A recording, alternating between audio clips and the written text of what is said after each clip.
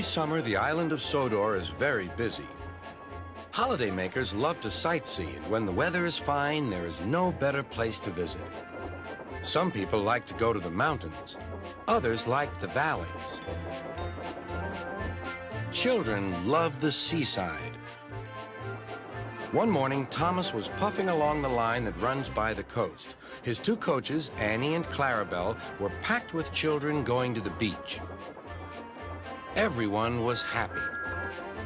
Percy was taking some freight cars to the harbor. "Hello, Thomas. You look cheerful. I wish I could take children today instead of freight cars."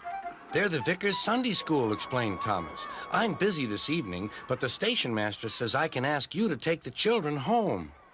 "Of course I will," promised Percy. Later, Percy saw Harold.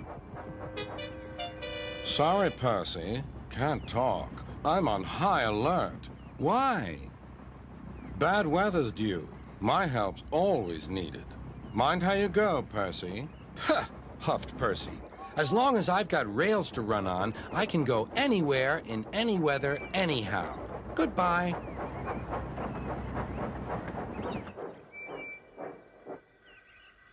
"Be careful," warned Edward. "There's a storm coming." A promise is a promise, thought Percy, no matter what the weather. The children had a lovely day, but by tea time, dark clouds loomed ahead. Annie and Clarabelle were glad when Percy arrived. He was just in time. The rain streamed down Percy's boiler. Ugh, he shivered and thought of his nice dry shed.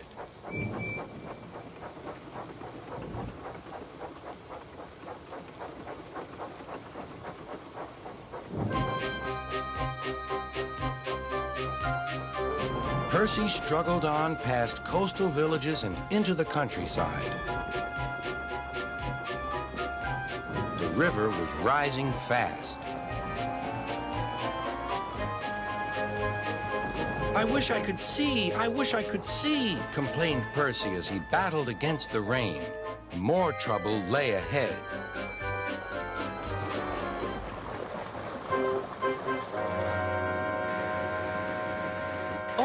Hissed Percy. "The water is sloshing my fire." Percy's driver and fireman had to find some more firewood. "I'll have some of your floorboards, please," said the fireman to the conductor. "I only swept the floor this morning," grumbled the conductor, but he still helped. Soon Percy's fire was burning well. He felt warm and comfortable again. Then he saw Harold. "Oh dear," thought Percy, "Harold's come to laugh at me." Something thudded onto Percy's boiler. "Ow!" exclaimed Percy. "He needn't throw things." "It's a parachute," laughed his driver. "Harold's dropping hot drinks for us." "Thank you, Harold," whistled Percy. "Good to be of service," replied Harold and buzzed away. The water lapped Percy's wheels. Percy was losing steam again, but he plunged bravely on. "I promised," he panted. "I promised." He made one more big effort, and at last, exhausted but triumphant, he brought the train home. "Well done, Percy," cheered Thomas. "You kept your promise, despite everything." Sir Topham had arrived in Harold. First he thanked the men, then Percy. "Harold told me you were a wizard. He said he can beat you at some things, but not at being a submarine.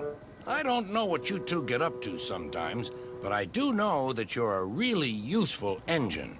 "Oh, sir," whispered Percy happily.